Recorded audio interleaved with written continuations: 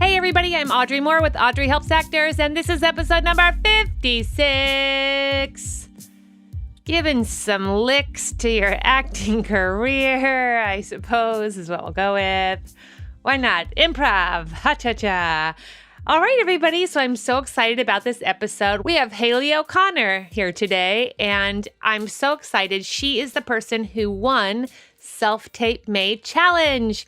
We will talk more about what Self-Tape May is, but she did do all 16 self-tapes that I had required for Self-Tape May in order to be qualified for the random drawing, and she did. There was a really wonderful group of people that did all 16, and so many people got such great things out of it, and I pulled Hayley out and she won. And so I'm super, super excited to have her on. So we talked so much about all the things that I really felt were so important about Self-Tape May. So Self-Tape May, we are doing it again. We're going to do Self-Tape May in May. We are not doing the safety pin this year, you guys. We are not doing the safety pin. I will tell you what we're going to do, like at least probably a couple days before the new Self-Tape May go around. And I will be asking again for 16 total self-tapes for the month of May. I do it in May because May is notoriously an exceptionally depressing month for everyone. The calendar year usually looks like January. Everyone's so excited. New year, new me. March, pretty tired / devastated. April, you kind of rally, and May's just sad. There's no auditions usually happening in May. Commercials are dead. Theatrical is dead.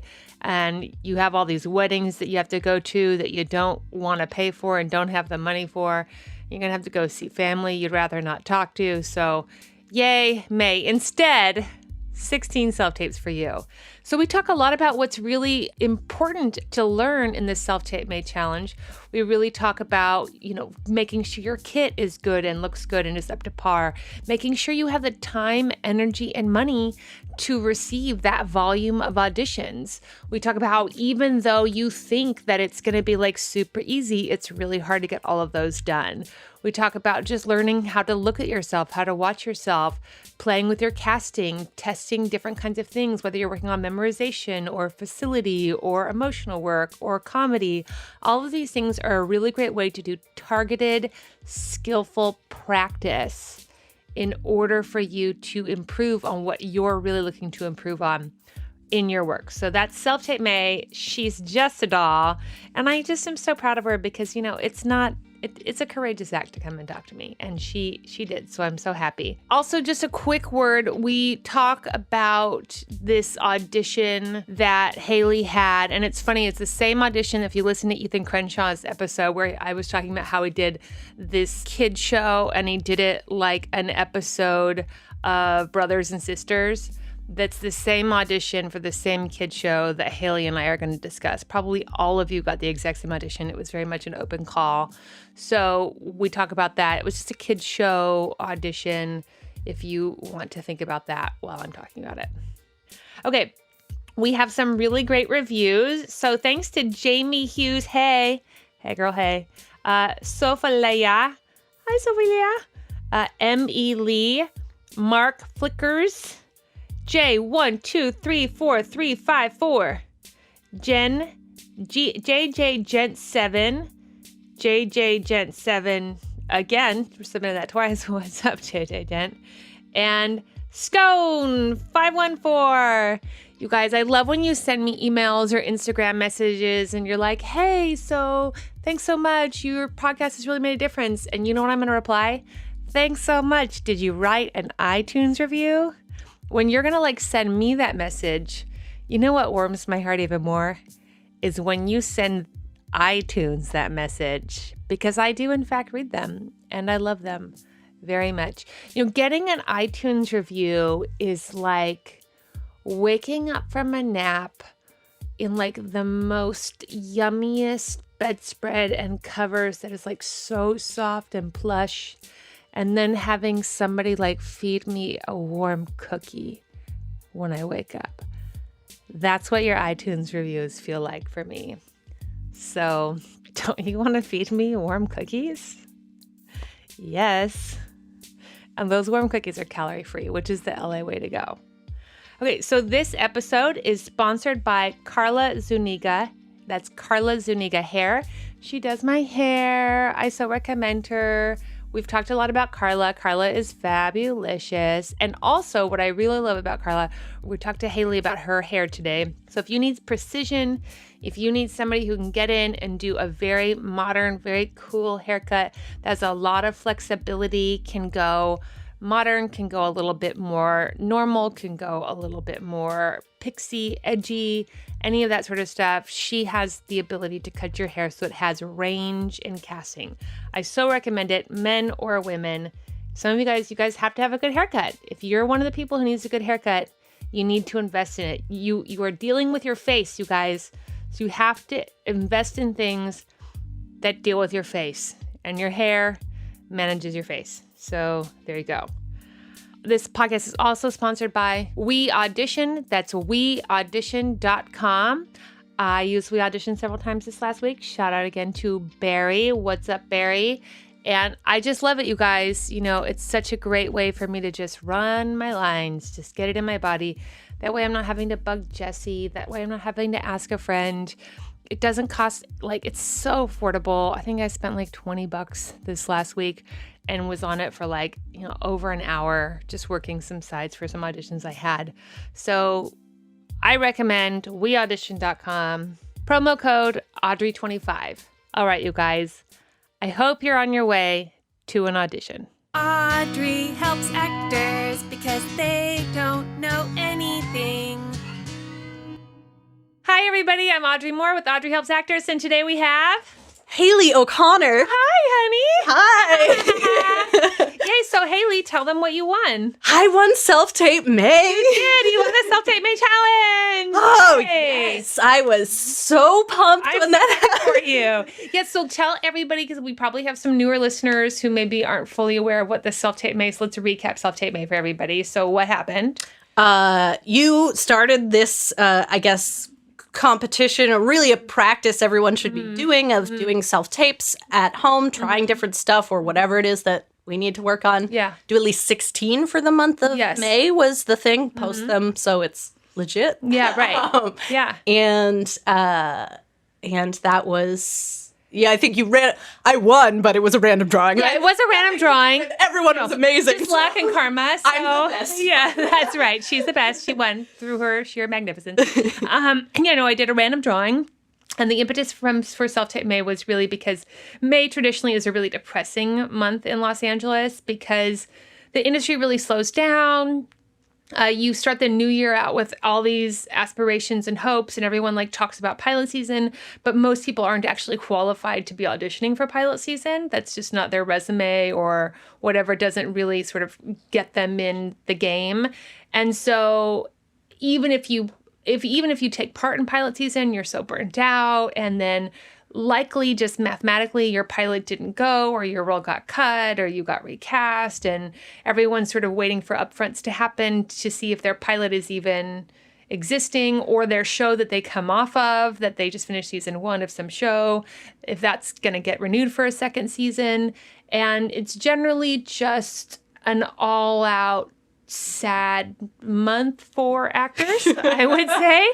And so I really wanted to do a movement to really sort of kickstart everybody to feel proactive, to feel active in a month that otherwise usually sends people into a spin of depression. So, hopefully that worked for all of us. So great. Well, even I'm glad you did it, because it was really the kick I needed of see everybody else doing it and actually do the thing, because I had already been listening to this podcast and you do really hammer home practice yourself, evaluate yourself on camera, and yeah, that's so smart. And I have that's what everyone does. Everyone's that sounds so smart. Really, wow, that Audrey, she really did some work.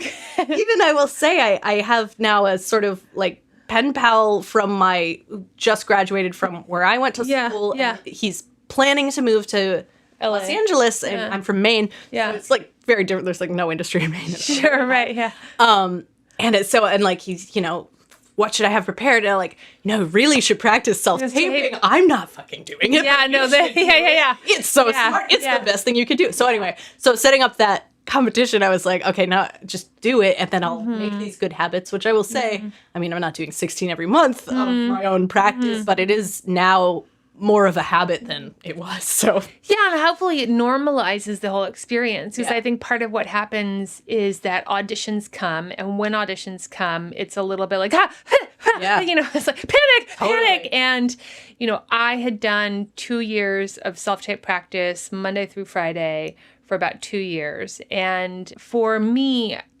part of the impetus for that was practicing at the level with which I actually wanted to receive auditions is a big part of it. And I had this experience, you know, I waited tables for many years. And one of my philosophies in waiting tables was always stay busy so that I'm prepared for the rush.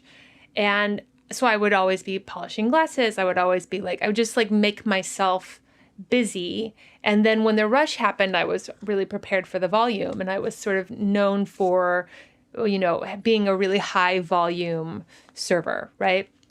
And so I sort of just tried to apply that same premise to acting of like, well, I'm just going to pretend that I have all these auditions and work them as though I do. And then when I do, I'm hopefully going to be in a place where it's not as shocking or panic worthy, and maybe the gap between, you know, no auditions for X amount of time to then suddenly having an opportunity doesn't feel as jarring. Yeah, I you had said that, I think, on a previous episode, like you wanted to prepare for a volume because you wanted to receive a volume. Like, God, that stuck with me so much. It was so good. Yeah. And I'm pre-May, I had all this, like, from overtime workshops and class and whatever, I just had this folder full of, like, just material. I was like, I'm going to do this whole folder. And, like, I barely made 16. Yeah, there's some value, you know, for a lot of people just getting it done. Yeah. They're gonna have growth and reflection in just the act of doing the work. So for those of you who have a self-tape practice, you know, just you sort of decide where you're at. For if you're not really auditioning, if you don't have the luxury of, you know, I would say television auditions. You know, Hayley will talk about this. She's auditioned and worked a lot commercially, and that's a different beast. And there's some advantages to that in that you just get used to auditioning. You get used to being in front of directors. You get used to being in front of the camera. You get used to what a set is. But, you know, a lot of people just don't have the commercial thing, whatever that thing is. They don't book commercially and they don't really audition commercially. And they're trying to impinge in the theatrical market, theatrical meaning film and television. And I find that the self-tape practice, if you're not even getting the opportunity to be in front of the camera, for so many of us, we're theater trained, and then it's like a camera feels like, hey, what? Who's it? And just can get you used to whatever that is, right? And so that's valuable. For some of you, you are maybe at a higher phase. You're maybe phase 2, phase 3, and a more specific intention with your self-tapes is maybe required. So for some people, maybe if you know that your casting is a sort of profession that is jargon related, I really recommend, you know, doing as many jargony self-tapes as possible and start small. Like, can I learn 3 jargon sentences in a night and then show up tomorrow and in one take do 3, which is really, for a lot of people, really hard. And you also might discover certain skills you have. I know for self-tape may, like, you know, some people may discover they're really facile with jargon. And if that's a skill, that's almost like its own little special skill, and that person should run with that. If somebody discovers that they don't have that skill, or say that you discover that maybe your comedy is not as strong as you want it to be, then you have to decide either you're just not going to make comedy your focus, and in doing so, you're cutting yourself out of, you know, depending on your market, 50% of your opportunities, which I'm not going to say is wrong, because I really believe in focus and I believe in power of intention and clarity. And if you're like, drama is it for me, I think there can be a lot of power in that choice. But know that it's a choice. And so if you decide that you do want to do comedy and you don't feel you're as competitive, then maybe your self-tape should really be geared towards a practicing of comedy and a kind of comedy that you particularly feel like you need strength in. Oh. Yeah, so much truth. So let's talk a little bit about setup. So what did you find for your setup? So I already had a ring light before. I had that. I have my phone, which is a Google Pixel phone.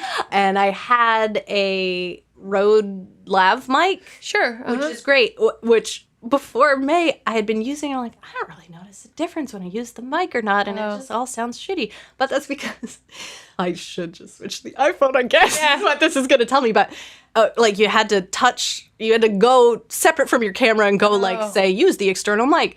And there was also an exposure lock on my camera that was not intuitive. So I actually posted during May, and I think you responded, and some other people responded who were participating. And I'm like, why when I move at all, my light is like flashing, and I have a ring light, I have natural daylight, and it's because it wasn't exposure locking, and now it is, and that's a huge difference. So, but aren't you glad that you experienced that while practicing instead of like sending an official tape? Yeah, but then I cringe and think about all the ones I did send in prior to this. But that's what's so great about the practice, though, right? Is then you figure it out, and like yes, and I'd rather you have done those and then figured it out, and then everything moving forward, than for you to have not. So that's part of what I think is important is, just figuring out, do you have what you need to make something that is really up to your professional standards and that you're getting feedback that it is of a standard that people respond positively to. Yeah. I use the ring light. So I have the ring light up on the website, you guys, that I use. You guys, I don't get any kickbacks on any of it. And there was a contraption thing that they had changed the thing. So I updated everything. But just know with the ring light, you guys, that I really mostly use that for when I travel, I would say, because I particularly got a very small one that's very mighty and it fits in my carry-on.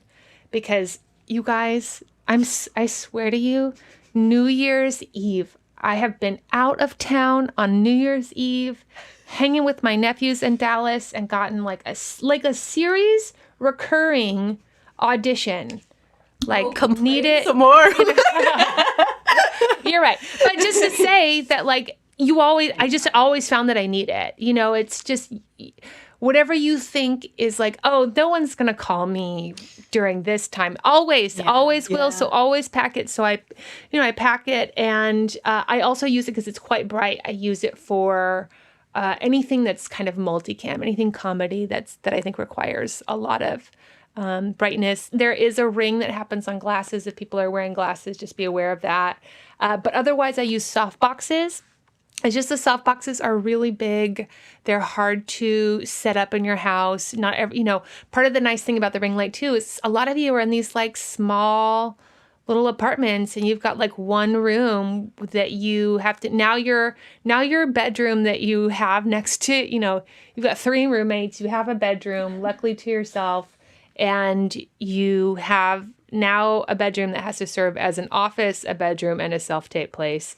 And so I'm not having a bunch of soft boxes hang out in your place. So to whatever degree, I find the soft boxes are a little easier to control. They give a little bit more of an even light. So just FYI, you guys can know what I do for myself. I have a lav that's extra long, and I just try to check it. And listen, if you're using an iPhone, this is the lesson learned. Always clean your iPhone, because you've got all your oil and all the stuff on it. And then I'll do like an amazing take, and I'm like, why is it blurry? And then I clean it, and I'm like, no, it just needed to be cleaned. Oh, and if you have a case, like a charging case or something, you can't record it into the case. You have to do the mic into the iPhone. I learned that the hard way. I did magnificent work for, I think, like an hour on a huge guest recurring on a huge show. And we finally got to take on this like 3-page monologue that I was so happy with. And then we checked it, and there was no sound. Yay! Well, that's too. I do have it's like an older model. I have a DSLR camera that I know some basic stuff. I'm not great with it, but I'm always worried about using that for my tapes instead of the phone, because it's counting on someone else to operate it. My readers are not even always actors or anyone related to anything to do with this. But and the focus is really finicky. So I did so many tapes years past or whatever with my DSLR that are just like, you can kind of see shapes moving. That's There they not are. human. Like, Hilarious. ugh. Yeah. Okay, so you finished Self-Tape May. What else did you sort of experience as far as like now that it's done? What did you feel like you experienced? What growth did you feel like you learned? Or what shocking discoveries about your work do you feel like you had? And where do you feel like you want to go next with that? Oh, so discovery, like, the main one, I kind of already said this, but like, I still kind of think I have a pretty good like handle on my regular life of like how to make time for everything, Yes. how to like make my money and like Yes. get everywhere I need to get. And like I have a job that has been pretty good. I haven't missed an audition this year ever, Yeah, which like, awesome. wasn't even the case when I was a waitress or like I Right. still had to like miss stuff sometimes. Yeah. So that's been good. So I was like, oh, it's going to be so easy to do 16. And it still was a struggle to get everything done. I think that's one of the other big priorities I have for a self-tape practice is, do you actually have the room in your life to be as successful as you want to be? Because when you realize that what you were actually doing here is we're auditioning for a living, like you audition a lot and then you book. And then there's a time where sometimes you'll book things where you're shooting the whole time, so you don't maybe audition as much. But even then, you're still usually like they start sneaking you self-tapes and stuff while you're on set and things like that. And you really do have to have the time, the energy, and the money to handle that much volume. And do you have a life set up where you can do it? And I think a lot of the feedback I got from Self-Tape Me, which I loved, was people realizing that they couldn't handle it. Like their life wasn't set up for it. What you focus on expands. And when you're like, I want to work, and so I'm going to do the work to work, I experience always I got a reward. Yeah. Well, yeah, it really felt, I mean, it felt that way during May when like, oh, it just started, did some like bullshit scenes or whatever, like just seeing some stuff. And then that huge audition that a bunch of us read for came through. And that like prior to that, had I gone on tape for like, well, that was like a series regular, which my resume does not bear out to be going for. Right. I had read one other time for a series regular for like something way outside of possibility probably. Yeah. But so I was like, holy shit, I really did make the exact room for like, here is this. Yes. Which was great. What I did want to say was like looking at the other people who read for it, like they clearly didn't know what they wanted. Yeah, like, right. But also just like people who on paper are similar to me in age or race or whatever are like, oh my God, there's so many hotties. They're like, Yes. not my thing. It's great. I like to watch them. Sure, don't we all? But like, there's just so many like, wow. So and everyone very talented as well, but just like, oh, they're just probably gonna cast a hottie. Well, but let's talk about this, because here's what I love that you said. I mean, I'm loving it, Hayley. I'm loving it because this is one of the things that I discovered in my self-tape practice, and I didn't even have the benefit of looking at a bunch of other people doing it with me, but my casting became pretty fucking clear to me. And I think there's real power in that, right? Yeah. Just like, what do I bring? Like, what do I bring that other people don't bring? Because I love everybody who's in casting and everybody who works with actors to any degree. And, you know, everyone will say, I've never met an actor that was like, my type's hot right now. Like everyone thinks being hot is always come on. Right. No, but see, the hot people look at character actors and think like, oh, they're so interesting. Oh yeah, I want to be interesting, right? I want to do the character, but I don't want to do the hot person. No, but it goes both ways, and then all the character actors are like, because they're just so hot. Yeah, right? It's like everybody, and then all the young actors think all the interesting roles are going older, and all the older actors think everyone younger has really got the chance, and like it's whatever you're not, you feel is what everyone wants, right? Of course. But I did find a lot of power in realizing what I bring to the table, and I'm always really, I hold my tapes, and I really recommend people do this even when they're real. Hold them for like 3 months. And then go back and watch them. Well, going back to watch May now, I bet later, yes, was, mostly pretty painful. Like, I mean, just the bar keeps moving. This I love. The bar Yes. keeps moving for myself as I do that. different classes, other things, and like even stuff like even you had me send you some recent self tapes, and I was like, oh, I should just record something else because these already from 3 days ago. I would do it differently. Yeah. Like, it keeps moving, but I like that because it's this sort of living thing. The actual work itself. That I like that bar moving. I like you that. can nerd out on that all day, right? Yeah.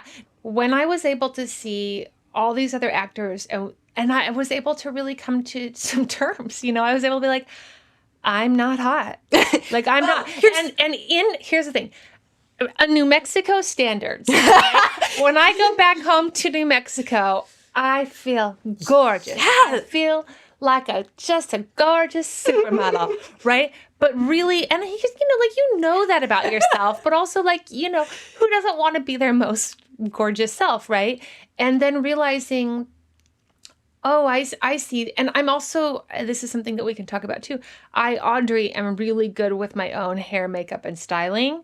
And so I have a good ability to look much more attractive and a really good ability to look much less attractive. It's something that I have been doing my whole life, right?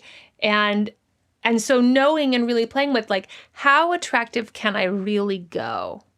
And then how unattractive can I really go? And there's a window, but there are limitations. I Audrey, don't feel that I can go as white trashy as maybe somebody else can. But that's because, I didn't start drinking until I was in my mid-20s. I didn't even touch weed until I was 30, right? And then I sleep a lot, you guys. I sleep. I look so healthy. J-Lo says too. That's how you maintain your That's how you just sleep. I sleep. I nap. I sleep a lot. So there's that, and that's just not true for a lot of people, right? And so that does affect the way your skin looks. That affects your vocal tone and all those sorts of things. And then as far as being attractive is concerned, attractive and or reading rich, that's just don't quite read. don't quite do that. Sure. God, the rich thing. Oh, God. Well, I feel like there's some benefit sort of to self-taping when you have to be really rich that my whole outfit doesn't need to say that I'm super rich. Yeah. And really for those types of things what get really in my head about what do you put on your body? Because I'm only as however not rich as I am. Well, but then but I for auditions and stuff, I'll go and buy it and return it. I will. If I'm playing somebody of a certain kind of money. So where do you truly, literally specific, where would you go buy your rich person outfit? So it depends on what the thing is, right? But for an example, I have a friend whose casting is rich, educated woman. And she didn't own a suit because she had sort of spent most of her casting life at a particular age range. And then she sort of aged into I could have a suit now, right? And so I just wanted to go shopping with me for a suit. And I was like, all right, you ready to spend that rich girl money? And she was like, yes. And I was like, okay. So we went to Theory. Yep. I think she spent $1,100 on a full suit. It was the jacket and the slacks. Fit her. Do they fit? Well, that's the thing. Okay. Yeah, they do. And Theory in particular, they're very tailored. You can tell I don't shop there. No, right. It's very tailored. And then they do certain things they make it for really long people and then they tailor it. They tailor it to you. You can't return it, right? But she's going to use it. Well, but she didn't. Well, so that's the thing is she was really going for an investment piece. And it was such a great story because she bought it and then her second time wearing the suit, she booked a job and it paid for the suit. Yeah. And in the suit, right? She wore that. And I felt there's the cost of doing something and then conversely, there's the cost of not doing it.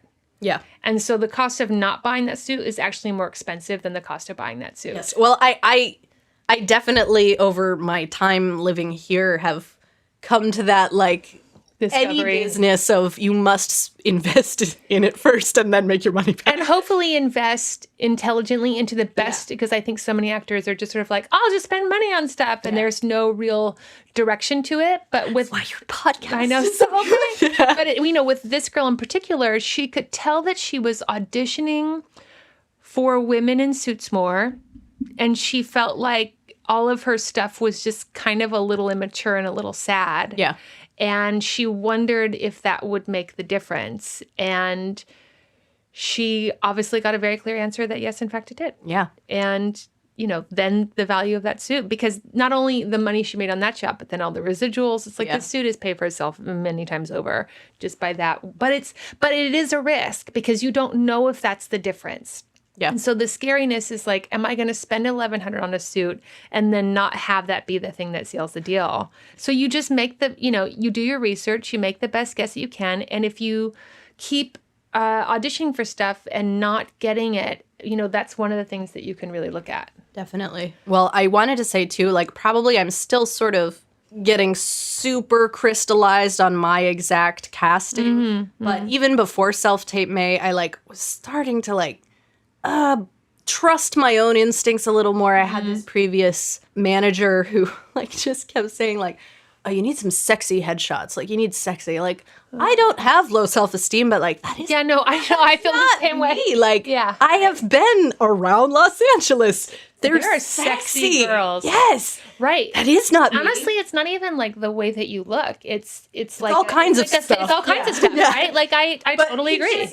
He was like, oh, get sexy. You need to look slick and polished like people look on television. So I have some headshots that look like the hot version of me that I never give that off in the room. Yeah, no. It's an important thing to understand too, and this is part of what I hope that I can communicate in this podcast is, in the beginning, most of the representation that you are going to actually get, they're actually not that qualified. They're sort of throwing mud against the wall. And not to judge them because I think they're doing what they know how to do. And I do think just like actors, over time we get better in our years in the business and get clarity and more understanding. That's also true for representation. So I don't think it's necessarily fair to be of the expectation that they should be so incredible at their job. For many actors starting out, you're not qualified for the representation that really knows what they're doing. Definitely. Right? And so it is part of why it's easy to stay lost longer is because the people who are quote unquote guiding you, it is the blind leading the blind, right? And then you're just sexy. Yeah, no, cool, okay. And then you feel but then there's always this voice too of well, I can be sexy. Yeah. I don't think so, but yeah, right. No, I have people who wanted to sleep with me. Yeah. They think I'm sexy. I feel it. But wait, Hayley, wait. You cute little cutie, you. I have to interrupt you. We interrupt your regularly scheduled program to bring you shit you didn't know about your union. Okay, this shit you don't know about your union is brought to you by weaudition.com. That's weaudition.com. Promo code Audrey25. I know you're tired of hearing about it, but it's super affordable. You know what I really think is great is if you guys get on there and then you use We Audition to make some money. If you're around and you want to make some cash, back in my waiting tables days, I was making $20 to $50 an hour, depending on whether it was a good night or not. And if I could have done that just going over sides with people, I would have super preferred that.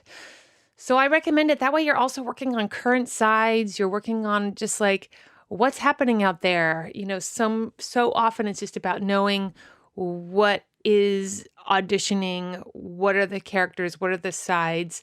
And if it were me and I was getting sides from somebody, I would get the sides, I work it with somebody, and then I go research that show. I think it's a really easy way to not just, make some money, but also get a really good hint on some of the current landscape. So I recommend it. We Audition, Audrey25. Go make some of that money, honey. Hi, Audrey. It's Jonathan calling from Los Angeles. I actually have a shit you didn't know about your union suggestion, because I just joined the union, and now I gotta, submit an income statement and self-reported earnings, and, what's all this? Because, first of all, how should I know? Sag, you're the one who sends me all the checks. Shouldn't you know? Why do I gotta report this? And also, how do I know how much to report? Okay, well, anyway, that would be a great question for all of us just joining the union with questions, because they sure don't talk about it during orientation. Thanks, Audrey. Talk later. Bye. Okay, so let me tell you what this is. So I asked around about it. So sometimes there is a discrepancy between the checks that you get and what is reported to SAG Pension and Health.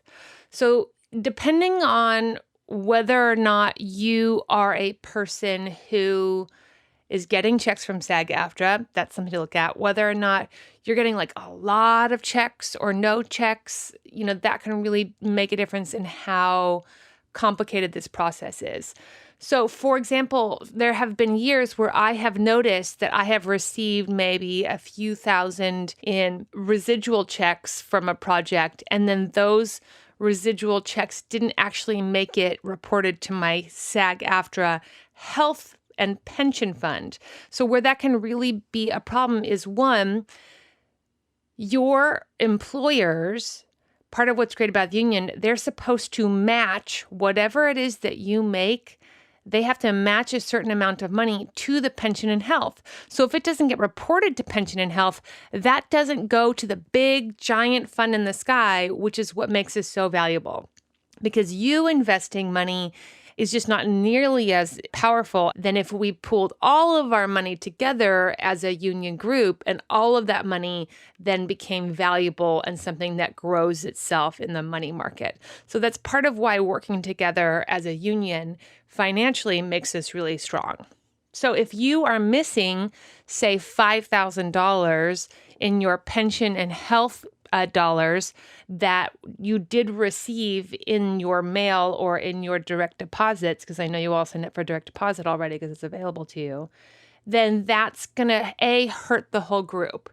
Now, how that hurts you independently is when you are having your dollars matched for SAG-AFTRA for pension and health, that's about what you qualify for. So $18,000 minimum to qualify for SAG-AFTRA health insurance plan 2.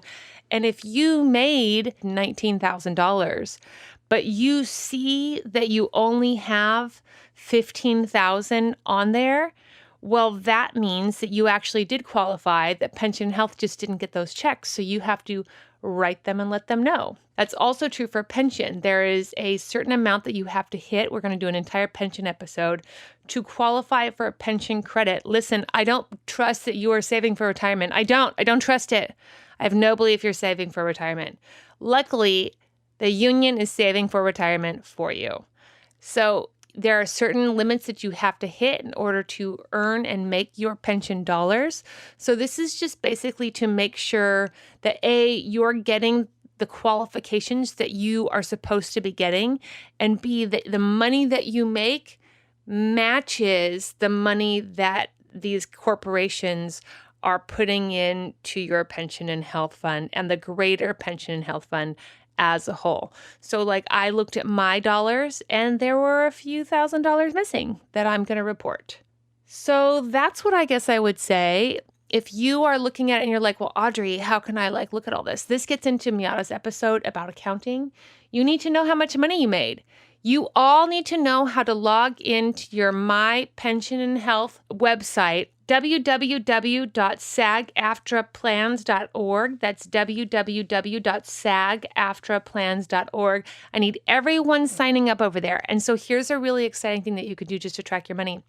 Sometimes your residuals will come up sooner on the mysagaftraplans.org site than they will on your residuals tracker. And sometimes they'll come up sooner on your residuals tracker than they will on your mysagaftraplans.org. So I like to play this little game of where's Audrey's money coming from and how soon is it getting there? And I like to be ooh, that money's coming. So exciting. And then I like to go over to the residuals tracker and be ooh, that money's coming. So exciting. And then it's just a good way for me to see and make sure that it matches. So something you can do all year if you're crazy and you like seeing where your money's coming from, like me. And if you notice a discrepancy, you can catch it early. All right, you guys. That was a lot. Hope that's helpful. And now back to your regularly scheduled program. I've been out here, I would say, for how my resume looks, an embarrassing length of time versus what is on paper for me. Mm-hmm. But I know for me, I had to get really honest. It took a long time about I wasn't good when I moved. I I have a fucking degree in theater. Yeah, right. I am. So does everybody. Yeah. And certainly there's like coming from like small Maine where I'm from to like the big city is full of distractions and like I had to figure my money out and all this shit. So I feel like it took me a long time to get going, and I kind of wanted to talk about this with you because you are so pro-union, which I am also, but I stayed eligible for a long time. Yeah. But that was because I knew I wanted to become eligible because I want to join the union at some point. And so I became eligible and waited because I just wasn't at the level of people competing for jobs. I knew I was not. But so I waited a very long time, I would say, from my perspective. Like, and then it started to become this, like, maybe snake eating its own tail of, like, just, well, now I'm still eligible. And, like, there's not really anything, I'm not getting into any rooms. And forever, like you said, people only represent me across the board. And, like, last year, I guess, I was like, I could be working in commercials, even shitty non-union commercials, all the time. And I'm not, I got like a commercial audition once every 3 months from my across the board rep. And I'm like, that doesn't seem right. Like, so I'm not getting the experience audition, even on the commercial. I like commercials, but like, obviously I wanted to join SAG was the goal. Like, so I made a change. I didn't want to go across the board with agents anymore. I got a commercial agent who's been great this year. And I would say like, and I booked a SAG commercial and I'm joined now. Yes. Thank God. Yeah. Like, but and even so, like, it's less auditions coming from the agency, but it's not zero. I haven't gone a week with no commercial auditions from them. So Yeah. great.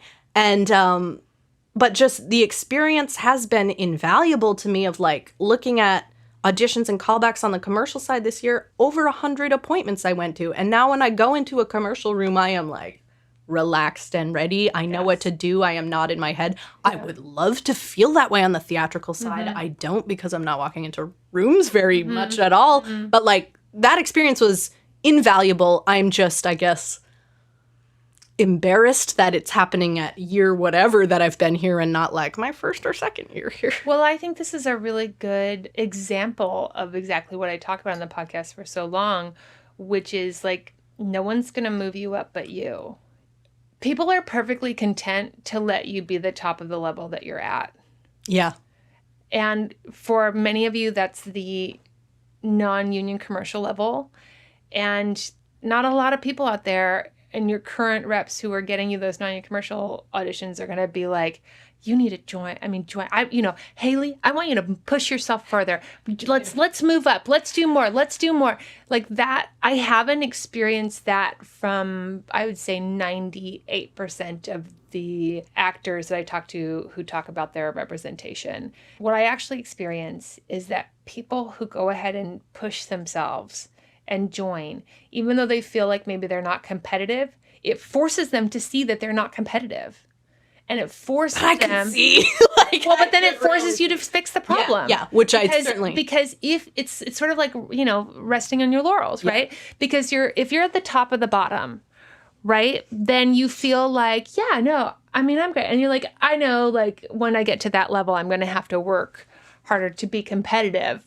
Well, you don't have the real impetus because you are getting the validation that you're working. Yeah. And if you join and then you're not competitive and you can't do those non-union jobs anymore and all you have staring you in the face is that you're not competitive, then it forces you to go like, well, shit or get off the pot. Yeah. Like, am I gonna do what's necessary? I agree, but I would also say like, so you've joined, you have no credits, and you're working on making your own relationships with casting, which is going to be a lot of workshops, right? And I would say the workshop scene currently, they are like, oh, I love your agent or whatever. And like doing workshops with no representation means they're not going to probably bring you in unless you're so specific. You don't think? No, I know people who don't have reps who get called in and book. They call them directly. Damn. They email them. They ask for their email. No, they're not legally allowed to. They're what they do is they ask the workshop person who runs the workshops right. for the email. They bring them in and they book them. Okay. It's a lie. I mean, people, I'm so interested. No, it is. I'm so interested. But it really doesn't seem this is in one my of the mind. stories that In you my tell mind, yourself. most people are albino amputees. No, that's not true. I know. I'm here to tell you that's not true. I mean, this is, I think, I'm so glad we're having this conversation because I think it's these lies that we tell ourselves so that we can justify where we're at and make ourselves feel better instead of pushing ourselves to do whatever we need to get to the next level of results. My favorite example of this lie, actually, I always like comparing things to waiting tables. It feels less personal and you can sort of see the forest from the trees, right? But, where I waited tables for a long time in this really crappy restaurant, I was making like $100 a night was a really good night, right? And I was there for about 2.5 years. And I remember saying to myself, I need to say to myself, I would tell everyone who worked at this place, the thing is you just can't work at a nicer restaurant. Like the thing about a nicer restaurant is that you don't have flexibility, you don't get health insurance. It's just like really complicated. And you have to just be a full-time server. Like those places aren't going to hire you unless you know everything about food and beverage. I hear right? it. That's literally what I told myself, and I told everyone else that. And then I got this job at this high-end place. I knew shit for all about wine. I didn't know anything about wine. I mean, what I knew about food was I liked it. Yeah. And I got hired, and I was making like $300 on a lunch shift. I got health insurance as a part-time employee. From a restaurant? From this restaurant. Damn. And there was a staff of like 20 to 30 waiters, so I also could get everything covered. And I convinced myself, I had told myself this lie, that all those high-end restaurants had like 8 servers, and they didn't have health insurance, and that you had to be a career waiter. And that was a lie. It was just a lie. And I wish that I hadn't lied to myself for so long to keep myself in a shitty situation. Let me say, as like a extension of my last point, was just I did find, so I signed with someone just commercially. Yeah. And then I did get a theatrical agent. They're not based in LA. Okay. They're Southeast, but they had been submitting me this year, like all those submission things I that's sent kind of a thing right now. And I got a manager who I like very much, and I kind of think he's the difference. I know that he pitches me and like really gets the type. Yeah. And obviously compared to like Get Sexy Shots guy, it's Right, different. yeah. And so that felt very good. So we were discussing just this week, like, here's the numbers that came from theatrical agent auditions. It's very almost nothing. Like, should I roll back there covering LA and try to find an agent here? And so like, we're going to try that, but also why would anyone rep me? There's nothing. I love the honesty that you can have about that, because one of the things I really tell actors is like, what are you offering? Like, what do you bring to the table? But I do like him a lot. It's been a good year, and all of my theatrical appointments minus like 3 came from him. I think and like great. some were big, Solid, bigger than I'm gonna book. So it's been good, and I don't know if he would have taken me with my resume such as it is. I don't think I would. I mean, I'm always looking at like, why would I invest in you? Like when when an actor comes into a podcast and they're like, reps, I'm always like, yeah, no, I wouldn't rep you, or like, yes, I would rep you right now. And I do feel like the fact that I'd say for me, it's your work ethic.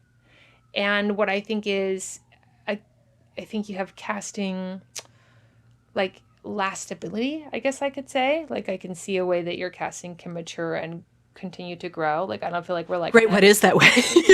Yeah, but like, I don't feel like I have, like, a timer that we have to, like, have you pop by the next 30 days or else you're... Well, I feel that way. Well, yeah, no, you are absolutely... They make us feel bad about aging, but... Yeah, but also, that's just not real anymore. I mean, if you look at shows...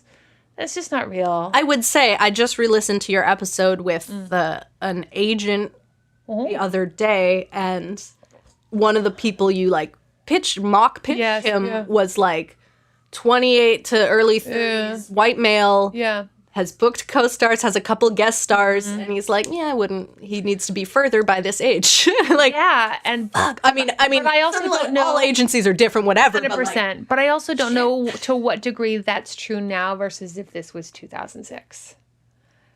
But it's not 2006. Right, but you can't judge the trends. Yeah. I mean, that actor in particular, as a good-looking straight white male, has never not been in style. Yeah. And right now is the first time in history I see. where that's not true. And Bummer. well, that's it. It's like, like Cry Me a River for a lot of ways. But I do have legitimate for any actor who's in any category. I do have legitimate feelings of like, yeah, that sucks. That, it sucks for all of us, because we're always trying to get to a place where we feel like there's momentum behind us and we have value. And then when you continually discover you don't and people don't care, it's a challenge. So I do think it is relevant to stay relevant and to work as hard as you can to continue to maintain that, especially because you don't know what's going to be in or out at any particular moment. Yeah. And I also think it's important to really nurture your relationships and not just treat them well when you're working and treat them poorly when you're not, or auditioning or not. Yeah. Okay, great. So anything else you want to say about Self-Tape May? Yeah, really quickly, I was going to say, like, as a caveat to, like, I got my money figured out and, like, figuring out how to make time for all the self-tapes and doing it in May. Like, the thing for me that fell off was, like, doing fitness. And I, like, definitely need to be just for general health, but I also think some of my casting is a little better if I'm a little Wavier. that I can't be such a curvaceous. What I like that you said about what you just said right now is your casting. I really want to talk about that because, we don't really talk about like weight stuff on this podcast, but I know I like hesitate to. no, it's fine. It's not because I don't want to. It's just we haven't. And one of the things I think is really important is understanding your casting and then the time and energy of working out and what the return on that investment is.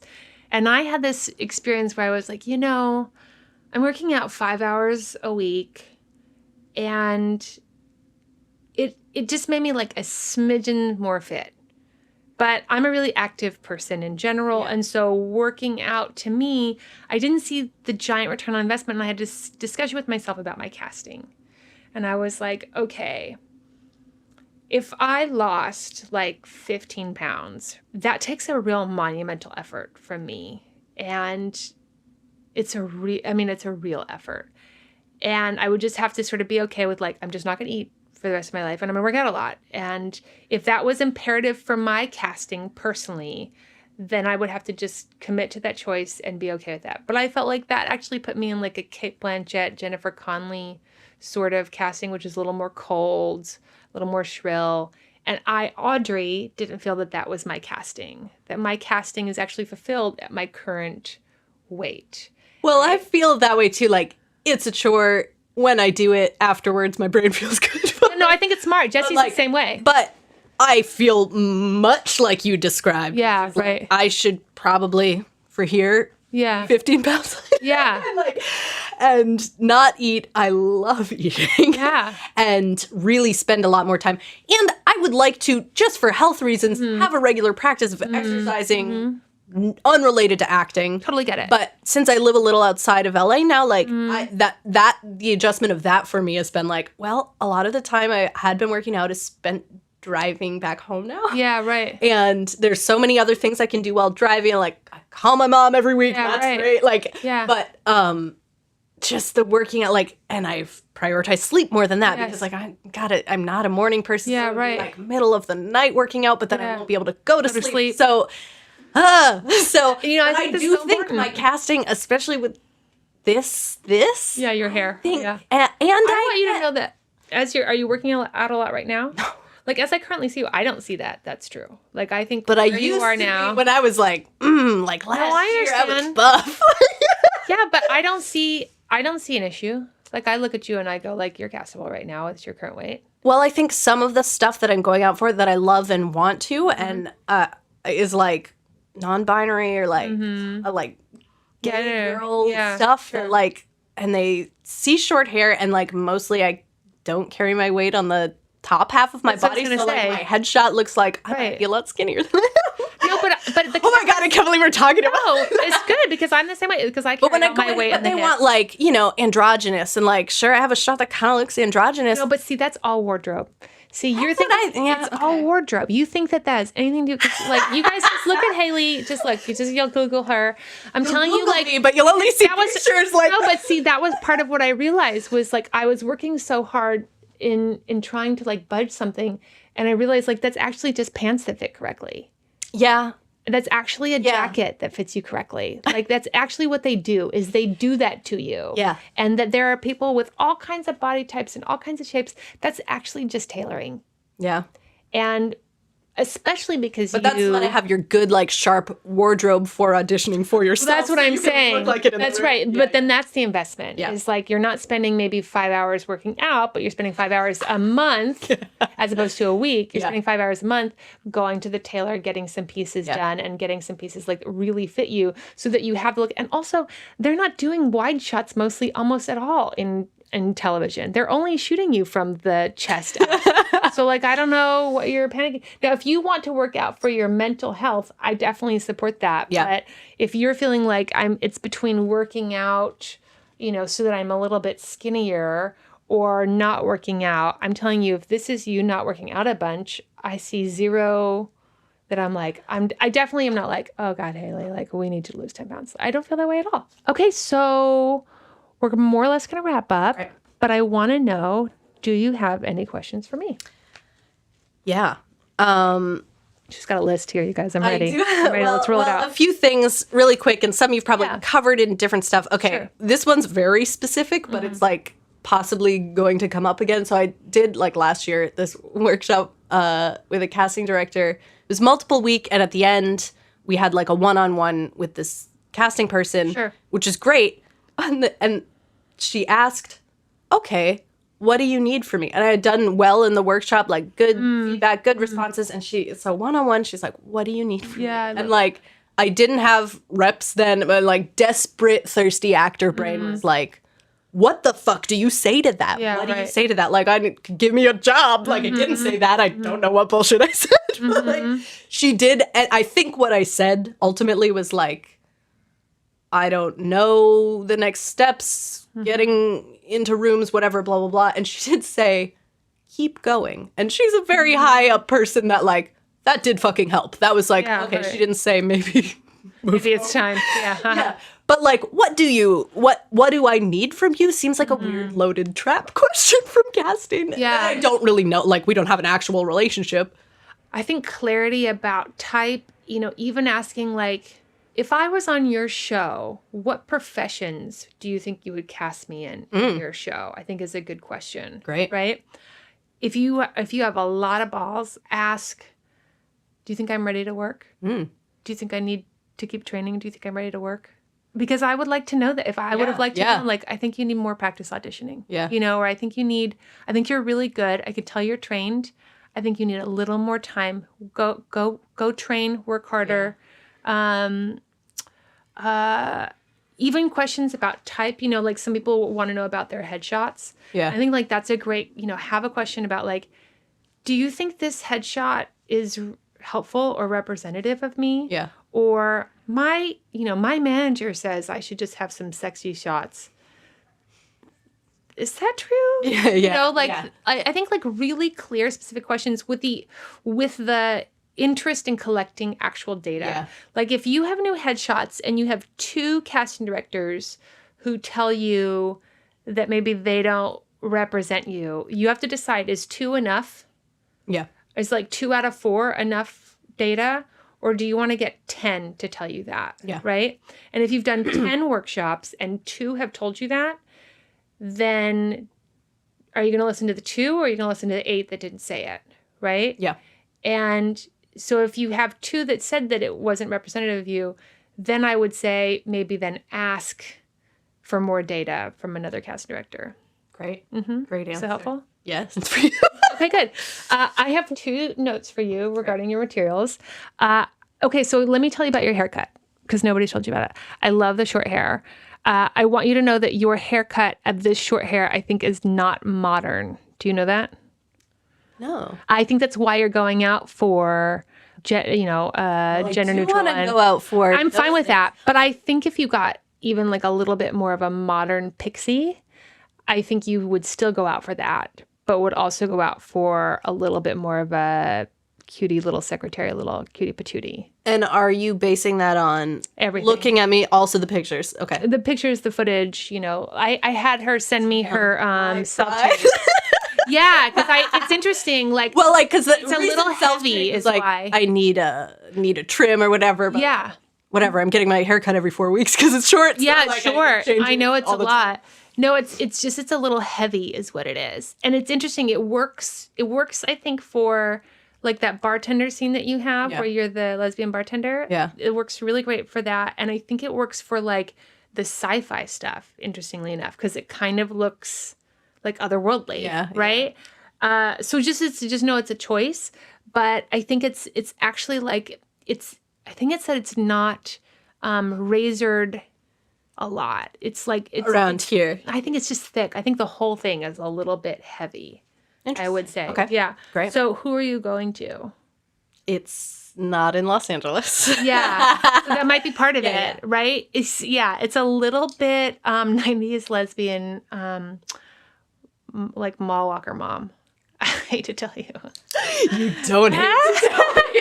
I do hate to tell you because no, that's great. That's I feel like, well, that's the thing though, is I feel like nobody will tell you. Yeah. And I think the short hair, especially with your frame and your beautiful face, I think it's so cool. And you guys, she has some footage with the long hair, and it's so interesting to see the difference. But wait, Hayley, wait. You cute little cutie, you. I have to interrupt you. Help me. I need some help. And now it's time for listener questions. I'm so scared. If you have a listener question, 667 Actor 70. That's 667 Actor 70. Okay, this listener question is brought to you by Carla Zuniga Hair. Hi, Carla. How are you, girl? Okay, so Carla does fantastic hair here in Los Angeles. If you need a great cut, I can't stress this enough. So as you heard me just talk to Hayley, a really good cut can really be vital for your casting. Hayley in particular has this cute little pixie cut, and it needs to be cut in a way that can handle the thickness of her hair. She's got a lot of hair. Some of you have thick hair, some of you have thin hair, some of you have curly hair, all hair. One of the things that I hear all the time from people is they say, oh, I can't have that haircut because my hair, fill in the blank. My hair is too this, my hair is too that, my hair won't blah, blah, blah. And I always say to them, that's not about your hair. That's about a good haircut. That's a good hairstylist. So a person who can really cut hair is somebody who can do things with your hair really, no matter what the texture, no matter what the length, listen, she can't make hair appear that doesn't appear. But if you're looking for a certain style and you are a little bit trepidatious about whether or not your hair in specific can handle that, I recommend giving Carla a call.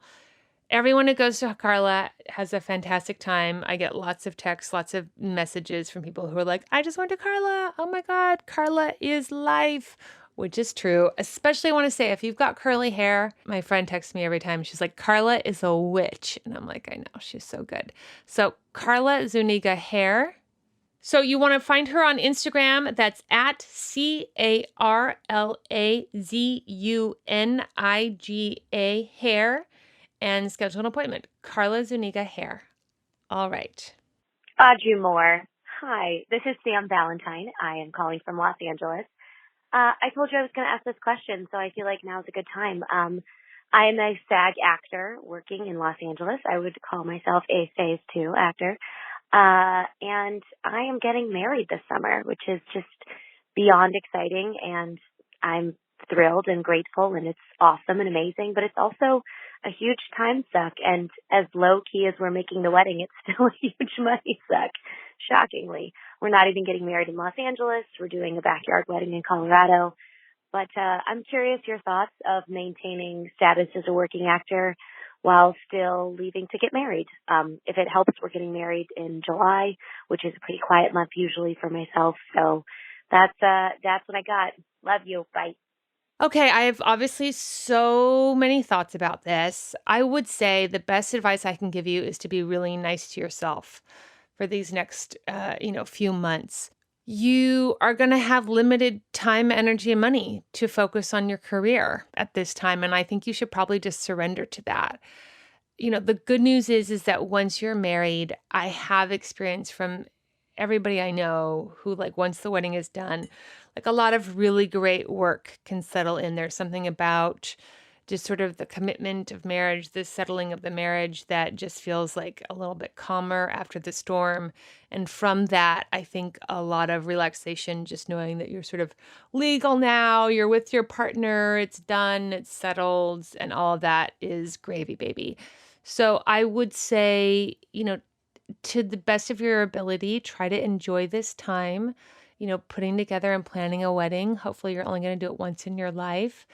And surrender to the fact that you can only have so much time, energy, and money to put on to your work. And that's okay. It's not permanent. You're not a lazy person. You're not an apathetic person. And so you're doing this right now because this is just taken momentarily. It's taking up some space in your life. And there's not anyone who would say that that's not something you should do. Hopefully once in your life. And so I would really take the time to enjoy it. Now, it sounds like you're doing what you need to be doing as far as not spending too much money. You don't know where money is going to come from or go. And all I can say really is make sure that you bring your ring light, girl, because I have a lot of friends who got married and a lot of people who booked jobs right before their wedding. I have a friend who did a self-tape the day of his wedding in the morning and then did book that job. That was like, I think 6 days later. I personally booked a really big top of show guest star that shot, I think, 8 days before my wedding. So, just be ready for that and don't panic. And here's what I want to say too. One of the best things about being an actress and getting married is this is not your one time to shine. And I have to say, I felt so, so grateful about that I didn't have any stress about like, oh, this is my day to be beautiful. Oh, it's my day to get the dress right. Oh, I have to look so pretty. I was just like, whatever, because I knew I was going to be able to get dressed up and take beautiful pictures and be a star. Like, that's what I do for a living. So, I was really able to just focus on the time with Jesse and my friends and family and have a good time. So I think you're doing great, honey. You get off your back, Sam Valentine. Okay. You guys do think we should have Sam Valentine on to do a leveling up episode? You just write me and let me know. I think it'd be fun. Okay. Bye, girl. And now back to your regularly scheduled program. I just want to give you the feedback that I watched your comedy reel and I didn't laugh. Great. Great. Great. Well, it's funny. Like, even you were talking earlier about like which side to focus on. And I always loved comedy. I stopped focusing like in class on comedy because I was very, very bad at drama. And so I like in class, whatever, when there's like stuff to pick, I've done a lot of drama recently and I feel like comedy skills definitely have atrophied. So what is the step? Stop focusing on comedy? I know that, like, I think both are good for you. I do. Who knows where, also it's like this thing of like, who knows what the directions are going to go? I mean, in LA, I think I counted 38 comedies shooting in and around the Los Angeles area. And for those of you trying to do comedy in New York, there's 4 in New York City. So good luck with that. So I think if you can do comedy, it would be remiss for you not to keep that open for yourself if you like it and you enjoy it. But no part of the comedy reel is good. No, I didn't say that. Like, I was like, oh, she does characters. Okay. But I wasn't like, ha! And the thing is comedy is the hardest one. Footage-wise, it's the hardest to get. To get a laugh requires so much good editing, good all of that. And I don't even recommend that people shoot necessarily comedy reels anymore. I think they should shoot funny characters and dramas. Yeah. It's just easier to pull off the look, the sound, the whatever of a drama. Like, not so different than the church character that you have, right? Yeah. Like, she's a funny character, but it doesn't seem like it's a comedy. It seemed like it was like a 1-hour drama of some kind, right? Yeah. But your character was funny. Yeah. Right? So I just thought, if I don't tell you, then I don't know who will. Okay. Any other questions you have for me? Great. You've handled this like a champ, Hayley. You've handled it like a champ. Okay, good. Why acting? I really love, like, sometimes out of almost nothing, sudden intimate connection from just the work and, like, when everything is ideal, like, beautiful collaboration between all departments. Yeah. It's so cheesy sounding, but it really is like, you. oh, yes, everyone coming together. Yeah, I feel the same way. It's moving to me. Yeah. What is the best part about the business for you? I think it's that. It's Yeah. like, make something, common goal, and achieving it. Or like, Like a giant collaborative creative process. Yeah. Yeah. Yeah. What is the worst part about the business for you? Growth. yeah, I don't, there's so much garbage. There's so much garbage. And like really not knowing what to do. Like, if you didn't exist and I was here where I am now, I don't know what's my next step. I don't have this podcast to listen to. Like, it really is so obviously, because you did it and directed yourself. Like, it's just so hard to know. And there's so many like catch-22s of you must do this but never do it. Like, Well, it's so hard to know because everyone has their own path also. And then I think so few people are really being honest about their path. And so you get into this compare place and then you find out like, wait, you did that? yeah. Oh, you had that thing? Oh, well, I don't have that thing. And then you just feel like, well, then I would have been really nice to myself these last 2 years when I was being jealous of you if I had just known that like you had that and I don't have that thing, right? Yeah. What do you wish somebody had managed to teach you or get you to understand when you were just, oh, wait, babe, entering this little business? Well, really, I probably said it already. Like, I wish before I moved here or when I moved here, I was real about my abilities. I wasn't. I didn't really know how to act. Like, good class is worth it is one of mine. And for me, now that I do know I'm here for real and I love it, having gotten stuff and enjoyed most of the process a lot, I would have not gone to college and just moved here.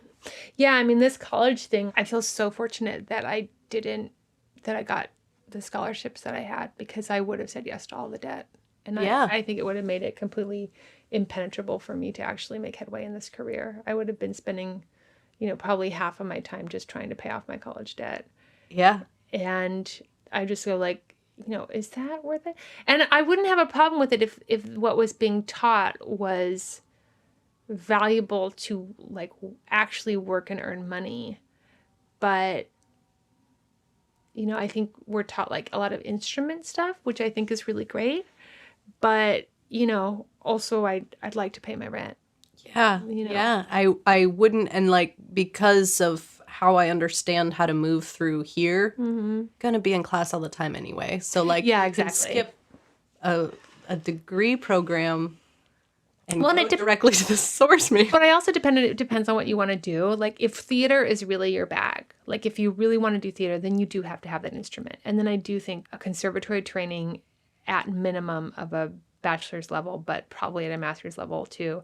If you're going to be doing 8 shows a week, in theater, material is a beast, right?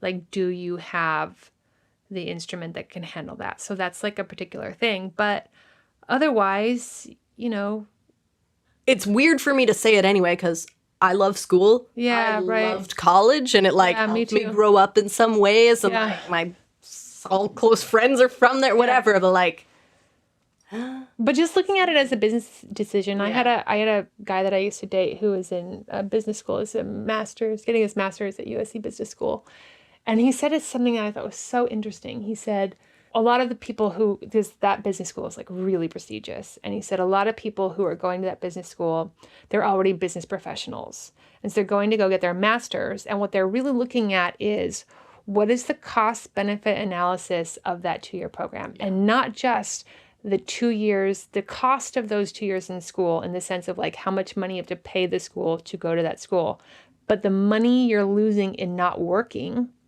So for many of them, that's also expensive. If you're making $80,000 a year and then you spend $40,000 a year on school that year, you're not just spending $40,000 a year, you're losing $120,000 for a year, right?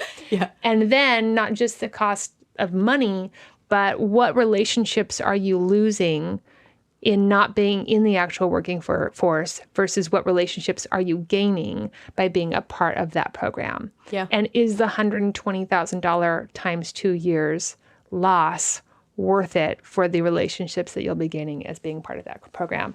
And that blew my mind. Yeah. I was like, God, I never even thought of college like that. Like, oh, because I get people all the time who are like, should I apply to Yale? Should I apply to whatever grad program? And I'm like, you just have to do the math of like, is that 3-year program and the money that you'll be spending in that 3-year program and not spending that time earning those relationships in the actual market, is that valuable for the trajectory that you want to see yourself? And then do the research. Check out the old grads. What are they doing? You know, what's happening?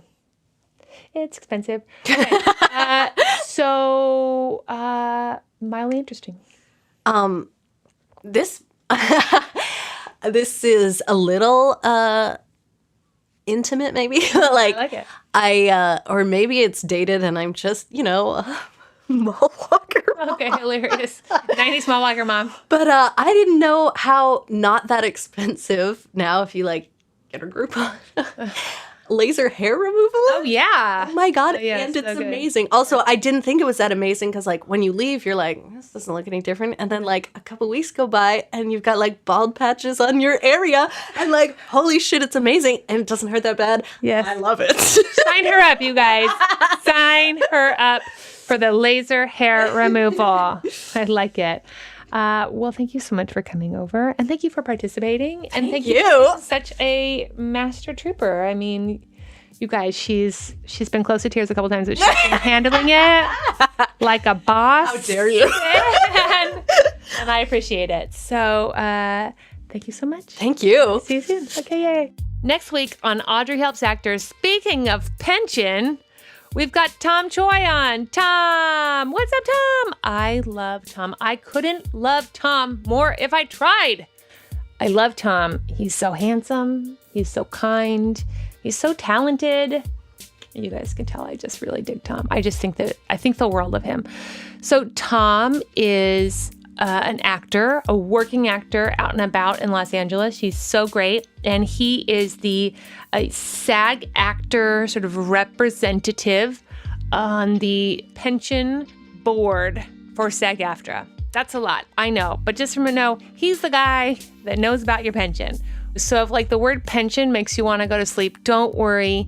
The episode's still really great. We talk a lot about Tom's career. We talk about the Asian American male and its place in show business and how that role is developing and where he'd like to see it go. We talk about leveling up. He's working a lot. We talk about how he can level himself up to the next place. And in addition to, I just was like, what the hell is a pension credit? What is it, Tom? So he lets us know. Special thanks to Hayley O'Connor for coming on the show. She drove down from Santa Barbie. Those of you who don't know what that means, it's like at least an hour and a half drive, depending on traffic. So thanks, girl. All right. Hayley's also doing really great, you guys. So hit her up on Instagram. She's, I'm sure, going to participate again in Self-Tape May. So are you. Big thanks to Patricia Cuffie-Jones, our first draft editor. You can see her new TV show out now on UMC called Stuck With You. I'm watching it. I'm loving it. Stuck With You, UMC, Patricia Cuffie-Jones. Get it, girl. Also, Thomas Hank Snodgrass. He doesn't live across the street anymore, but luckily the internet exists. And also to my executive producer and husband, still so handsome, you guys. Jesse Lumen, the one, the only, the rock star. Show music is brought to you by Ari De Niro, and our theme song assistance is still brought to you by Aalok Mehta and 108 Hill. All right, don't forget your towel.